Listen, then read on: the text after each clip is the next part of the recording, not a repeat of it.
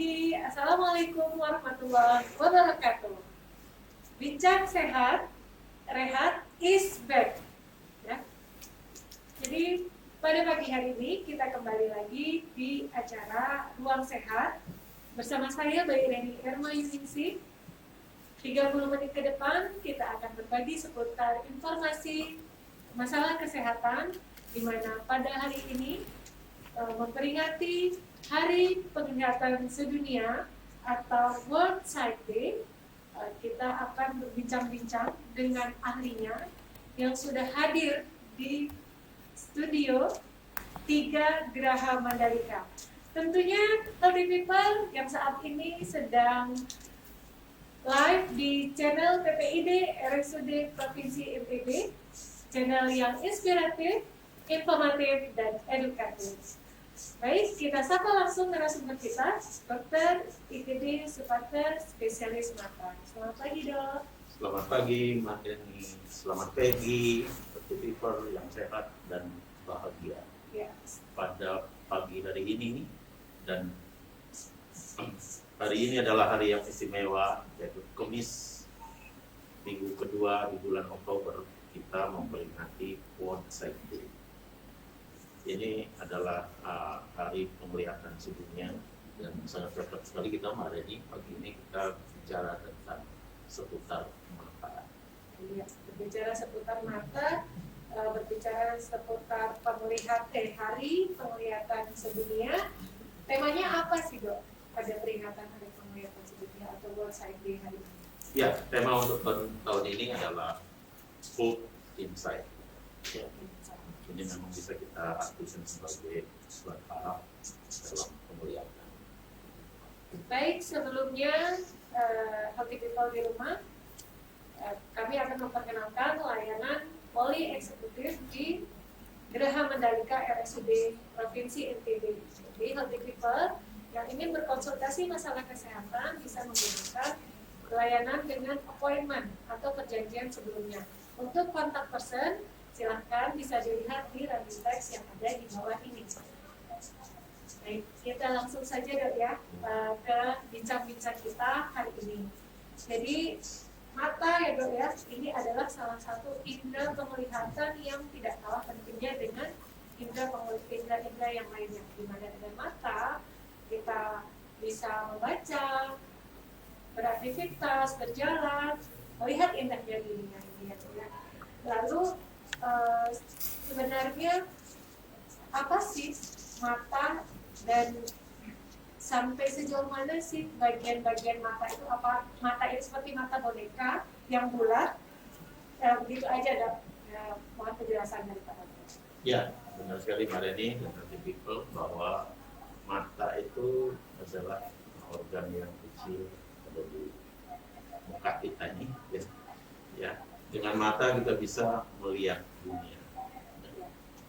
Kita bersyukur kita masih punya penglihatan yang baik sehingga kita bisa melihat keindahan dunia, ya, melihat segalanya. Ya, seperti kita ketahui mata itu organ yang kecil, ya, tapi memang penting sekali, dan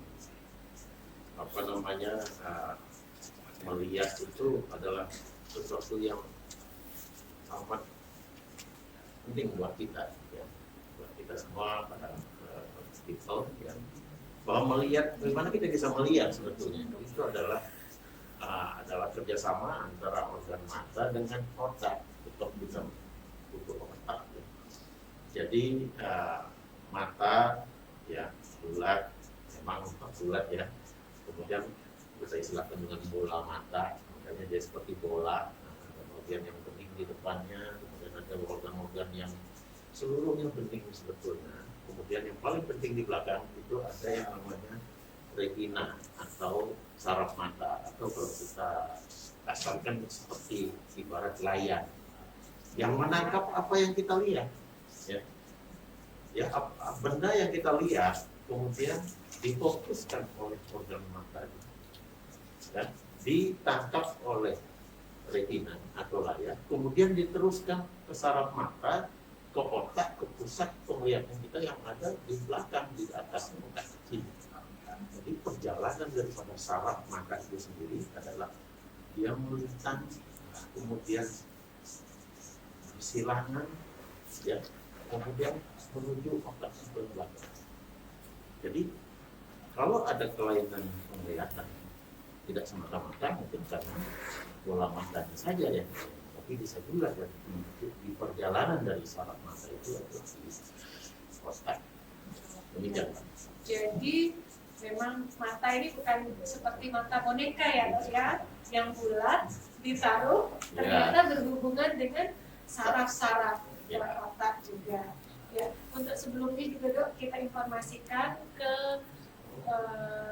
healthy people yang ada di rumah dan juga Sivitas Hospitalia yang ada di RSUD Provinsi NTB yang ingin bertanya langsung dengan Pak Dokter di acara ini bisa langsung tulis di kolom komentar untuk pertanyaannya atau langsung kirim direct message ke Instagram RSUD Provinsi NTB.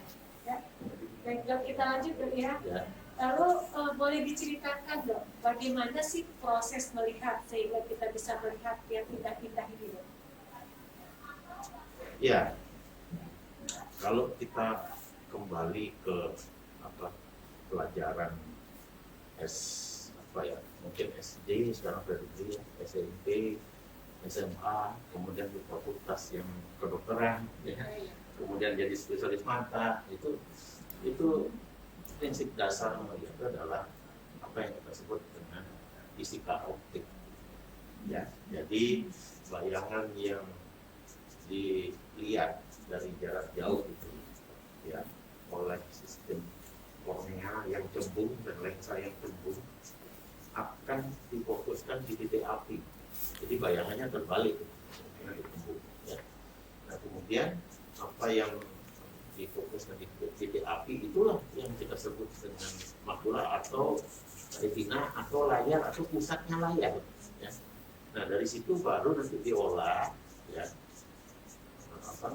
bayangan itu diolah menjadi energi listrik, jadi dikirim ke otak, diterjemahkanlah di pusat penglihatan di otak di belakang. Oh, ini yang saya lihat.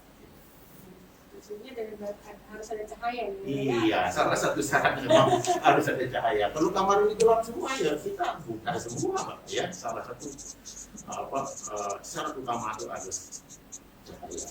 Ya, di fisika optik bisa cahaya. Baik, Dok. Lalu mata ini sendiri, Dok, apa saja sih fungsinya?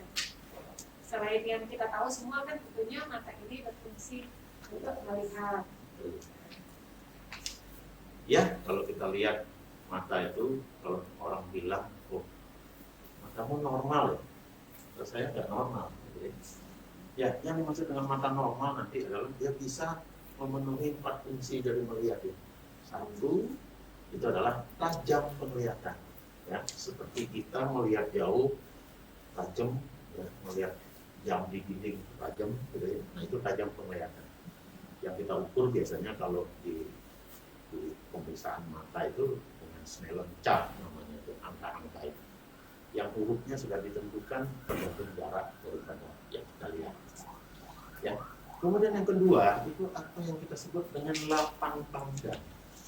Jadi tidak cukup kita tajam melihat, kemudian lapang pandang kita sempit, ya itu sudah tidak normal. Ya, jadi kita maksudnya lapang pandang, kita melihat lurus itu, kita mesti melihat samping. Atau kalau pekerjaan sehari-hari itu kita nyetir itu kita masih bisa lihat spion, tapi mata lurus itu, ya itu yang kedua. Yang ketiga adalah apa yang kita sebut dengan penglihatan binokuler. Penglihatan tunggal, ya, binokuler tunggal. Itu artinya apa? Kita dengan satu mata melihat benda itu satu. Kalau kita tutup mata kiri itu kita lihat satu, tutup mata yang kanan kita juga lihat satu. Kemudian begitu kita buka dua-dua mata, kok kita nggak lihat dua? Justru kalau kita lihat dua, itu berarti kelainan mata. Kalau normal itu dengan 2 mata itu kita bisa lihat satu. Nah, itu yang kedua. Yang keempat adalah persepsi warna. Nah, ini yang paling banyak mungkin di persepsi, ya, yang namanya buta warna. Ya, itu kalau dia kelainan itu warna. Kalau persepsi melihat warna mestinya normal. Itu Pak, 4 itu, jadi kalau 4 itu normal, baru kita sebut, oh mata saya normal. Jadi fungsinya normal wajah maksudnya. mata, lapang pandang, kemudian Binokular. persepsi, ya, dan tentunya warna-warni, ya, melihat persepsi warna. Ya. Oke. Baik Dok, jadi tadi sudah disebutkan oleh Pak Dokter ya mengenai fungsi, definisi mata. Lalu yang kita perlu tahu nih Dok, kelainan mata apa saja yang biasanya terjadi. Kita tahu kan kalau infeksi misalnya itu mata belek kayak gitu Dok ya, yang kita sering temui lah di masyarakat. Nah, kasus data statistik di Indonesia khususnya atau mungkin di dunia ya Dok ya, itu kasus terbanyak untuk penyakit mata ini apa saja dan kelainan fungsi mata apa saja? Pak, kalau kita lihat garis besar dari penyakit mata itu, mungkin kita bagi dua, jadi mata putih dan mata merah. Nah, masing-masing itu mata putih dengan gangguan penglihatan, artinya kabur, atau mata merah kabur, atau mata merah tidak kabur, atau mata putih juga tidak kabur. Gitu ya. Jadi mata biru ya? Ya, jadi merah sama putih itu yang penyakit dasar ya daripada mata itu. Kemudian kalau kita melihat lagi dari bagian-bagian yang mana yang kena, itu tergantung dari anatominya nanti penyakitnya itu. Ya, apa anatomi maksudnya bagian mata apakah kelopaknya, ya kelopaknya yang sakit, nanti kelopaknya nggak bisa buka. Nah, tutup juga dia. Jadi kalau nggak bisa buka kelopaknya ya tutup juga penglihatan. Nah, bisa juga nanti kelainan di kornea, selaput bening di mata yang depan itu. Kemudian di lensa yang paling banyak penyakit katarak ya, penyakit yang populer ini di mata, ya katarak di lensa. Ya, iya. Kemudian saraf mata juga terganggu bisa yang lain gitu. Itu semua mempengaruhi penglihatan. Ya, nah kalau kita lihat sekarang dari data-data yang ada, angka kebutaan kita memang masih tinggi. Ya, jadi WHO bilang kalau angka kebutaan itu kurang dari 0,5%, itu tidak mengganggu aktivitas sosial. Ya, tapi kalau nanti lebih dari 0,5% dia akan mengganggu sosial sehingga yang lain-lainnya juga akan terganggu. Termasuk di satu negara pun kalau kebutaannya tinggi juga akan mengganggu semuanya, gitu ya. Nah, jadi angka kebutaan itu kalau kita lihat ya khusus di NDB ya, berdasarkan survei yang kita lakukan tahun 2013 itu kita masih tinggi 4%. Tinggi juga ya kalau 4% dari penduduk NTB. Iya, itu berdasarkan survei yang terakhir dari tahun 2013 itu ya. Di 4 provinsi itu ketahuan bahwa di angka kebutaan di NTB itu 4%. Sedangkan nasional itu 0,9. Ya, nah itu jadi masih banyak yang perlu kita terus lakukan kerjaan ke depan supaya kita bisa menekan dan menurunkan angka kebutaan itu sendiri. Ya. Oke, Pak Dokter sudah ada pertanyaan yang masuk ya ke channel kita ini. Ini pertanyaan dari Instagram dari Mas Irwan. Bagaimana cara menjaga kesehatan mata untuk kita yang bekerja di depan monitor dalam jangka waktu lama? Gimana itu, Dok? Iya, ini pertanyaan yang baik dan relevan sekali untuk juga. masa-masa sekarang ya. Jadi masa pandemi COVID ini, ya mau tidak mau kita akan dari seluruh masyarakat lah terbilang hampir banyak yang daring, banyak yang semua pakai gadget, banyak yang pakai gadget semua. Ya, tentunya tetap harus kita jaga kesehatan mata kita. Jadi kita bersyukur mata masih baik, jadi bisa terjaga, jangan sama dengan organ-organ yang lain. Ya tentunya mata itu sebetulnya tidak bisa dipaksa. Ya kita juga punya otot, gitu kan nggak bisa juga kita kerja dipaksa gitu enggak. ada masa-masanya harus istirahat. Berarti harus diistirahatkan. Ya, Kira-kira makanya berapa ada formulanya tuh ya. Jadi bagaimana kita tidak lekas lelah di depan monitor, ya itu ada yang harus beberapa syarat harus kita penuhi. Satu, posisi duduk kita, kemudian posisi jarak daripada monitor, ya betul dekat tentunya, ya, jarak daripada monitor. Nah, posisi duduk, jarak, kemudian sinar. Ya, sinar ruangan, sinar itu harus tutup. Nah, ya kemudian dari kita sendiri, ya samping itu, ya harus mengatur apa yang kita namanya formula 320. Ya. Jadi 20, 20, 20. 320. Iya. 20. 20, 20. Apa itu 20? Nah, 20? itu ya. Ini yang perlu harus diketahui oleh masyarakat. Jadi kalau kita memakai monitor, ya bagaimanapun juga kita harus memenuhi formula ini ya, aturan ini ya. Jadi 20 pertama saja apa? 20 menit kita fokus pada jarak. Maksimal 20 menit. Iya. Bisa dong ya? Iya, itu maksimal 20 menit kita menjaga untuk dekat. Seperti kita tahu, kalau kita melihat dekat, maka itu berakomodasi. Mata itu kerja. Ya sama dengan tangan ini ya. Tangan ini kerja kalau kita ngangkat. Ini kerja namanya. Tapi kalau istirahat gerak kan turun nih, istirahat. Nah, ini istirahat tangan. Mata juga seperti itu.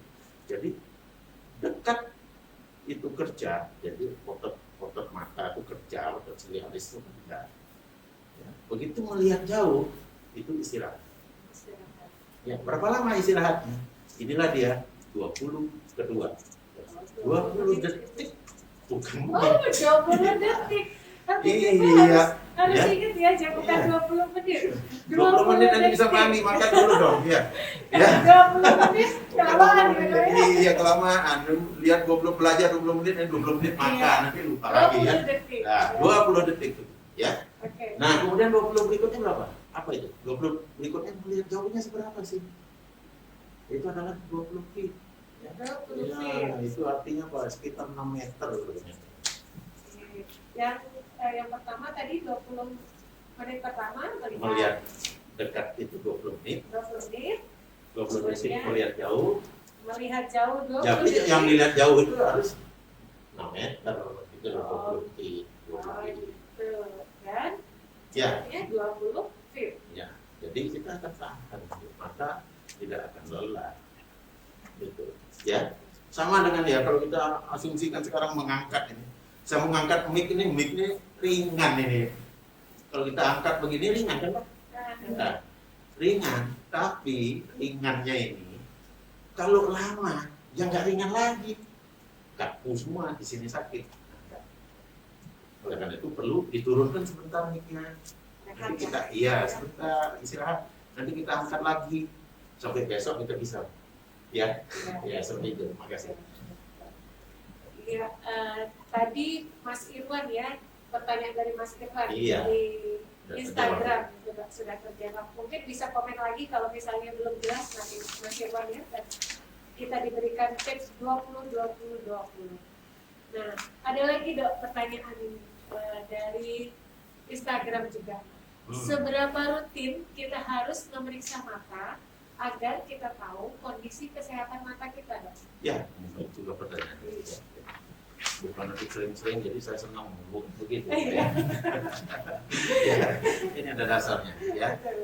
Jadi tergantung usia sebetulnya nih. Ya. Kalau kita mendekati usia sudah mau 40, itu sebaiknya 6 bulan sekali kita harus cek mata ini. Ya. Kenapa? Sekalian kita screening, karena begitu umur 40 itu di mata itu, semua kita akan berubah dari kemampuan mata kita. Satu, itu biasanya jelas membaca sudah mulai terganggu. Ya, kemudian ada penyakit-penyakit juga yang munculnya di usia-usia seperti itu. Di usia 40 tahun ke Iya. atas ya, Dok ya? Iya, contoh yang penyakit yang kita tidak rasakan adalah glaukoma. Kalau kita punya keluarga yang berpenyakit glaukoma, itu kita wajib kalau umur 20-40 tahun itu kita harus cek rutin. supaya kita tahu lebih dini dan lebih dini kita pertahankan yang ada. Gitu nanti Mbak ya. Iya. Mungkin bisa ini sedikit juga dok, yang mempengaruhi kerusakan mata apa saja dok? Apa bisa usia kah? Seperti tadi memang Pak Dokter sudah menjelaskan ya 40 tahun ke atas. Lalu bagaimana dengan anak-anak misalnya dengan penyakit-penyakit yang lainnya, gimana? Ya, kalau kita melihat berdasarkan usia, Pak. Kalau anak-anak yang kita waspadai di situ adalah bagaimana perkembangan melihat. Ya. Melihat itu juga suatu proses yang berkembang. Ya. Jadi berkembang setiap usia. Sama dengan motorik itu, anak-anak tuh, anak bisa lari, bisa jalan, itu kan melalui proses. Melihat juga gitu, ada prosesnya. Memang di bawah 5 tahun itu kita harus aware betul dengan anak-anak kita. Kalau dulu kan beli mainan warna-warni itu bisa ya Dok ya? Itu kan merangsang sesuai usia ya. Warna-warni itu biasanya umur 6 bulan tuh dia wajib harus tahu itu. Itu salah satu perkembangan. Ya. Itu untuk ngetes ya. Merangsang perkembangannya itu. Ya kalau anak sampai usia 5 tahun. Di situ waktu usia 5 tahun lah penglihatan anak itu hampir sama dengan kita dewasa. Jadi melihat jauh ya sama kita lihat sama jauh. Ya. Kalau itu terjadi kelambatan, ya itu nanti perlu penanganan yang lebih jauh dan lebih kompleks lama gitu. Ya.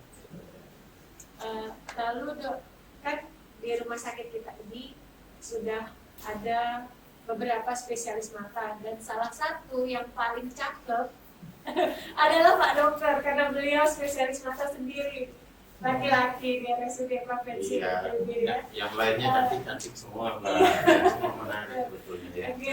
Jadi apa saja sih layanan yang ada di rumah sakit kita ini sehingga healthy people atau masyarakat NTB ini bisa mengkonsultasikan masalah kesehatannya ke rumah sakit kita. Iya, kalau kita lihat di KSM atau di klinik mata di rumah sakit provinsi, ya kita sebetulnya punya layanan yang sudah canggih ya, dari peralatan yang ada, ya berkembang terus. Ya, kita sudah bisa menangani kasus-kasus yang memang yang dulunya harus kita rujuk. Salah satu layanan unggulan kita sudah punya laser untuk diabetes, ternyata diabetes retinopati. Jadi akibat dari diabetes yang lama dia akan merusak saraf mata itu tadi. Nah, untuk kita mempertahankan kondisinya kita harus laser. Itu bisa kita kerjakan dan kita punya SDM dokter mata yang sudah punya kompetensi untuk melakukan laser tersebut. Ya. Kemudian dari pemeriksaan diagnostiknya juga untuk melihat kelainan dari retina, kita juga punya peralatan yang canggih, namanya OCT. Ya. Itu adalah alat scan sebetulnya. Ya, yang masyarakat umum selama ini tahunya kan scan kepala, tapi scan untuk saraf mata itu juga ada khusus alatnya dan bisa kita lihat secara detail. Udah canggih banget. Iya, sudah. Ya. Kemudian dari segi operasi, ya operasi katarak kita sudah melakukan operasi VO emulsifikasi yang mungkin advance bisa kita kerjakan di rumah sakit provinsi. Ya, operasi katarak yang tanpa jahitan, tanpa disuntik, ya. Matanya langsung bening, tidak merah selesai operasi. Itu penglihatannya kembali lebih cepat. Ya. Baik tuh, healthy people. Ternyata RSUD Provinsi NTB ini sudah memiliki peralatan-peralatan yang canggih dengan SDM yang mumpuni, sehingga kita tidak perlu lagi mencari pelayanan mata atau konsultasi mata ke luar daerah ya, karena sudah ada nih di rumah sakit RSUD Provinsi NTB. Baik Dok, kita ini kan masih dalam masa pandemi ya Dok ya. Keluhan mata yang banyak terjadi dalam masa pandemi ini apa saja Dok? Ya, di masa-masa pandemi ini mungkin yang kelihatan keluhan mata yang paling kelihatan masa pandemi ini tentunya kan mata kabut ya, yang merasa tersiksa sekali baru dia datang. Jadi ada dua faktor sebenarnya masa pandemi ini. Dari segi layanan kita juga awal-awalnya membatasi pasien. Sekarang dari segi masyarakat juga sekarang rupanya pada takut juga, takut ke rumah sakit, apalagi takut ke rumah sakit provinsi. Ya. Padahal sekarang di era normal ini, rumah sakit provinsi khususnya bagian mata sudah berupaya untuk memenuhi persyaratan bagaimana kita mencegah penularan COVID. Ya, seperti kita tahu ya satu jelas itu ya dari protokol kesehatan yang umum ini. Nah, kemudian di ruang tunggu polimata juga kita batasi jaraknya, ya, jumlahnya juga terpaksa kita batasi karena supaya kita bisa mengatur jarak. Dan kemudian tidak terlalu lama, kalau terlalu banyak pasiennya kita nggak bisa memeriksa pasien terlalu banyak karena kontaknya lama, nanti kebetulan bisa gitu ya. Jadi sebetulnya masyarakat sekarang tidak perlu takut ya, di era ini, tapi harus dimaklumi tetap kita batasi kontak. Ya, operasi ke arah tetap kita jalan karena kita juga menyesuaikan dengan protokol. Bagaimana kamar operasi itu tidak menjadi sumber penularan. Terima kasih. Baik pemirsa, healthy people yang ada di rumah, di tempat kerja ataupun yang beraktivitas lainnya dan juga Sivitas Hospitaria RSUD Provinsi NTB, kita sudah dijelaskan banyak sekali oleh Pak Dokter tadi mengenai masalah mata ya Dok ya. Nah, harapan Pak Dokter sendiri nih di peringatan Hari Penglihatan Sedunia ini, World Sight Day ini, apa Dok? Iya, sesuai dengan tema sesuai dengan tema kita. Jadi World Sight Day tahun ini adalah Hope Inside. Ya. Artinya apa? Mungkin kita harus pertama ya, menjaga penglihatan yang baik ini tetap baik. Salah satu pertanyaan tadi ya, melihat yang baik-baik ya, Bu ya. Iya, melihat yang baik, yang bagus, ya. Kemudian ya tetap itu tadi ada yang dipertanyaan tadi kan, istilah mata jangan paksa mata. Nah, hindari trauma, itu kan mata kita tetap baik, hindari trauma, terutama anak-anak lagi. Anak-anak kita punya anak, hati-hati, ya, jangan beri mainan yang mengancam. Nah itu. Yang kedua, ya, memperbaiki penglihatan fungsinya dibaiki. Jadi semuanya kalau mata kabur, kalau masih jadi lebih baik. Ya. Yang ketiga, ya, mempertahankan penglihatan yang ada dari masyarakat yang terkena penyakit yang kemungkinan memang tidak bisa lebih baik lagi. Ya, kita harus tetap pertahankan penglihatan kita yang kita punya yang sekarang. Ya, itu tentunya harus berobat rutin, kan gitu ya. Nah, bagi mereka yang sudah penglihatannya mengalami terganggu dan sudah susah untuk diperbaiki lagi, tidak membaik lagi, ya mari kita rehabilitasi ya, dengan low vision. Bagaimanapun kita harus tetap bisa melakukan aktivitas dan menumbuhkan kepercayaan diri bahwa kita mampu ya, bagi yang punya low vision. Saya kira demikian. Baik Pak Dokter, tidak terasa ya Dok ya, sudah 30 menit kita berbincang-bincang berbagi seputar masalah kesehatan mata pada pagi hari ini. Tidak lupa healthy people di rumah, kita masih dalam masa pandemi, ingat 3M Dok. Iya. Ya, tetap ingat 3M. Oke, masker. Menggunakan masker, mencuci tangan, jaga jarak. Ya. Oke.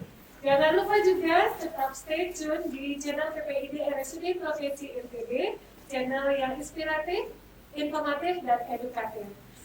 Dan jangan lupa juga pemirsa atau healthy people di rumah, untuk saat ini kita yang sudah diberikan anugerah masih bisa melihat dengan baik, kita harus tetap bersyukur dan menjaga kesehatan mata kita. Untuk healthy people yang mengalami gangguan kelainan mata bisa langsung juga mengunjungi RSUD Provinsi NTB di Polimata ataupun langsung membuat janji appointment ke Poli Eksekutif di Geraha Mandalika RSUD Provinsi NTB. Tidak terasa 30 menit kita sudah menemani LTPIPA. Kami, saya, Mbak Ireni Hermayuningsih dan Pak Dokter IGD Suprapta Spesialis Mata undur diri. Sampai jumpa di bincang ruang sehat yang berikutnya. Assalamualaikum warahmatullahi wabarakatuh.